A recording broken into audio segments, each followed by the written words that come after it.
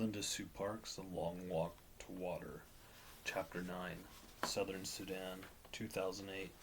Nai's family had been back in the village for several months the day the visitors came. In fact, it was nearly time to leave for the camp again.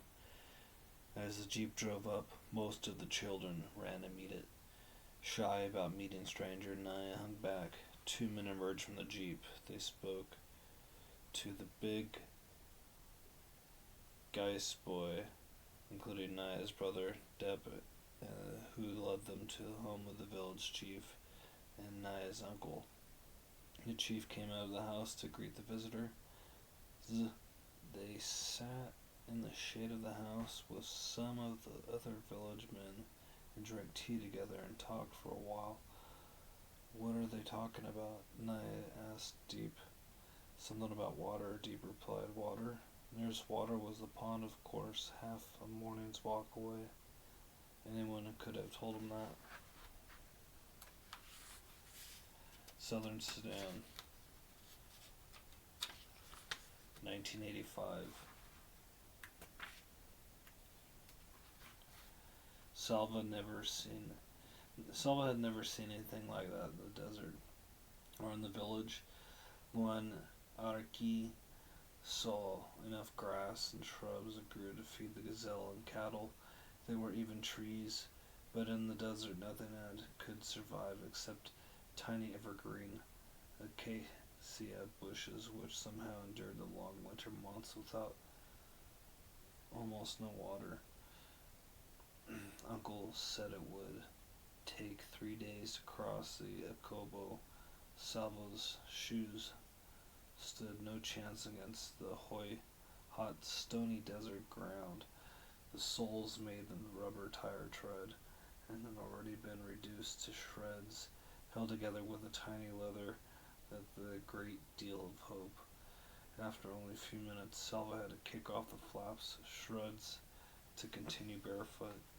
The first day of the desert felt like the longest day Salva had ever lived through. The sun was relentless and eternal. There was never whisk of a cloud or whiff of breeze or for relief. Each minute of walking in that arid heat felt like hours. Even breathing came from effort. Every breath Salva took seemed to strain strength from their restoring it, rather than restoring it. Torn gore at his feet. His hips became cracked. Lips became cracked and perched. Uncle cautioned him to make the water in his gourd last as long as possible. It was the hardest thing Salva had ever done. Taking only tiny sips with his body cried out for huge gulps of thirst-quenching, life-giving water. The worst moment in the day happened near the end. Salva stubbed his bare toe in a rock, and his whole toenail came off. The pain was terrible. Salva tried to bite his lip, but the awfulness of that never-ending day was too much for him. He even lowered his head, and tears began to flow. Soon he was crying so hard they couldn't hardly get his breath. He could not think of those barely see. He had shone down for the first time, and a long journey had begun being the group, stumbling about blindly, and he noticed that the group drawing further and further down of him, as if by magic. Uncle was suddenly at his side. Salva Maui Darkakir, he said, using Salva's full name aloud and clear. Salva lifted his head, and the sobs interrupted by surprise. Do you see the group of bushes? Uncle said, pointing. You need only walk as far as those bushes. Can you do that? Salva Maui Dugarkawa. Salva wiped his eyes in the back of his hand.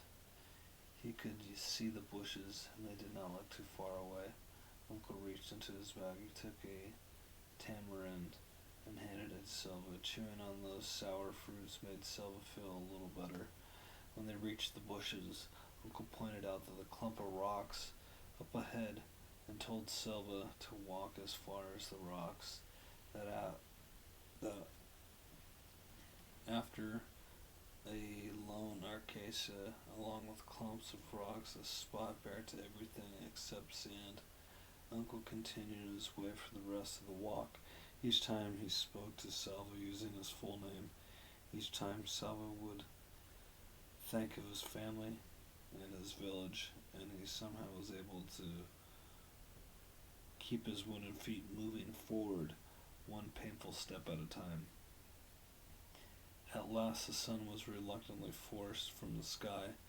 A blessing from the darkness fell across the desert, as it was time to rest. The next time it was a precise copy of one before. The sun had the heat, and worst of all, the Salva had in mind. The landscape was utterly unchanged, the same rocks, the same acacias, the same dust. And there was nothing to indicate that the group was making progress at all across the desert.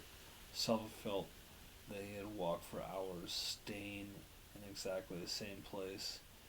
The fierce heat sent up shimmering waves, made everything look wobbly, or the one who was wobbling in the large clump of rocks up ahead. It almost seemed to be moving.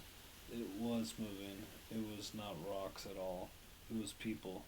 Salva's group drew near. Salva counted 9 men, all of them collapsed on the sand. One made a small, desperate motion with his hand. Another tried to raise his head, but fell back again. None of them made a sound. Salva watched. He realized that the men were completely motionless. One of them, a woman, in Salva's group pushed forward and knelt down and opened her container of water. "What are you doing?" a man called. "You cannot save them." The woman did not answer. When she looked up, Salva could see tears in her eyes. She shook her head, then poured a little water on the cloth and began to wet the lips of one of the men in the sand. Salva looked at the hollow eyes and the cracked lips. The men lying on the hot sand, and his own mouth felt so dry that he nearly choked when he tried to swallow. "If you give them water, you will not have enough for yourself," the same voice shouted. "It is useless. They will die, and you will die with them."